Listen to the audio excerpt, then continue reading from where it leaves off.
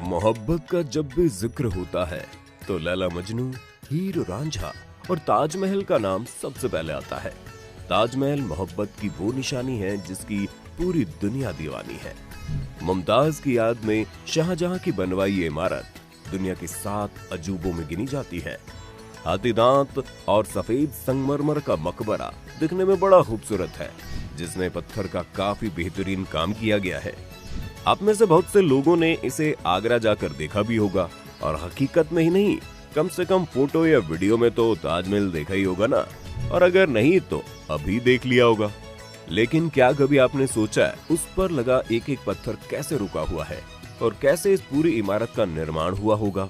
क्योंककि आज की बड़ी बड़ी इमारतें और बड़े बड़े पुल जो कि मजबूत सीमेंट से बनते हैं और फिर वो ढेर हो जाते हैं, तो फिर 1668 में बना हुआ ताजमहल आज तक कैसे टिका?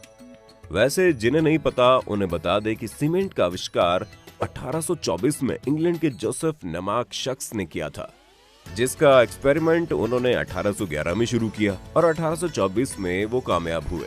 पहली सीमेंट उन्होंने बनाई थी जिसका नाम पोर्टलैंड सीमेंट था। तो फिर 1631 में जब ताजमहल का निर्माण शुरू हुआ तब तो सीमेंट के बारे में कोई जानता भी नहीं था।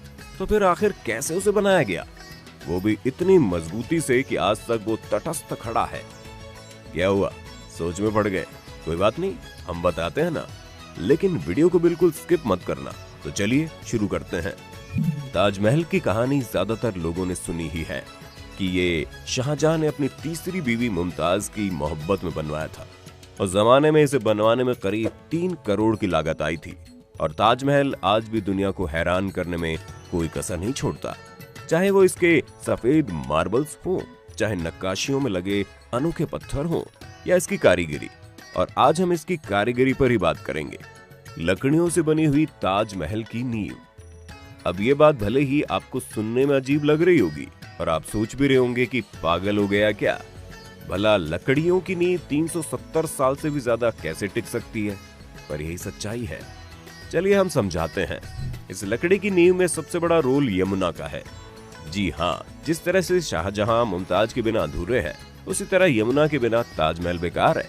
इसलिए नहीं कि यमुना नदी इसे खूबसूरत व्यू देती है, बल्कि इसलिए क्योंकि बिना यमुना के ताजमहल का कोई वजूद नहीं रहेगा और वो गिर जाएगा। जी हाँ, सही सुना आपने। असल में ये सारा खेल उसी लकड़ी का है। दरअसल वो लकड़ियां इबोनी यानी आबनूस के पेड़ की लकड़ियां हैं। आबनूस की लकड़ी एक तरह से पत्थर की तरह होती है, जो आम लकड़ियों की तरह पानी पे तैरते नहीं बल्कि डूब जाती हैं। इन लकड़ियों की खासियत ये होती है कि इनमें दीमक नहीं लगती, और सबसे जरूरी बात, अगर आबनूस की लकड़ियों में परमानेंट 30 या 30 से ज्यादा % नमी बनी रहे तो आबनूस की लकड़ी कभी खराब नहीं होगी। ताजमहल के केस में भी यही है। नींव में लगे होने के कारण इन लकड़ियों का यमुना के पानी से पर्याप्त मात्रा में नमी पहुंचती रहती है, और यही कारण है कि लकड़ियां पत्थर से भी मजबूती से जमी हुई है। और इसलिए ही ताजमहल अभी तक टिका हुआ है, क्योंकि उसके किनारे यमुना नदी है।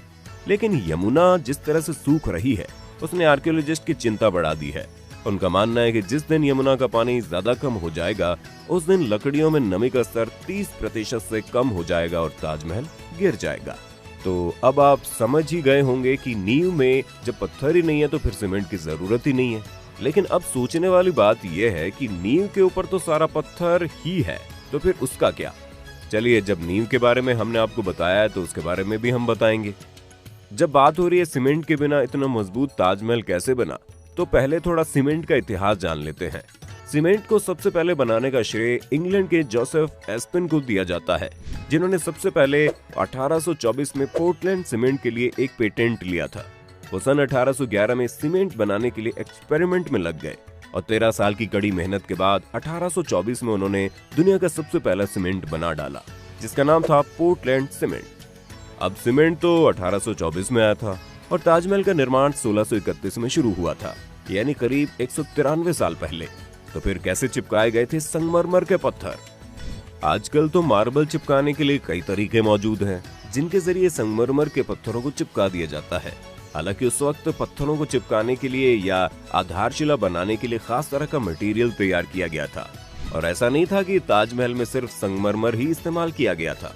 उसके कंस्ट्रक्शन में बहुत सारे सेमी प्रेशियस स्टोन जैसे अकीक, येमेनाइट, फिरोजा, लजवाड़, मूंगा, सुलेमानी, लहसनिया का इस्तेमाल हुआ था। इसके अलावा कुछ कुछ अल्ट्रा रेयर स्टोन्स भी ताजमहल में इस्तेमाल हुए थे, जैसे तिलाई, पाइजहर, अजूबा, खाटू, मैग्नेटिस। द Constructor.org के एक आर्टिकल के मुताबिक ताजमहल की नींव के लिए एक अलग सा घोल बनाया गया था, जिसका नाम सरूज बताया जाता है।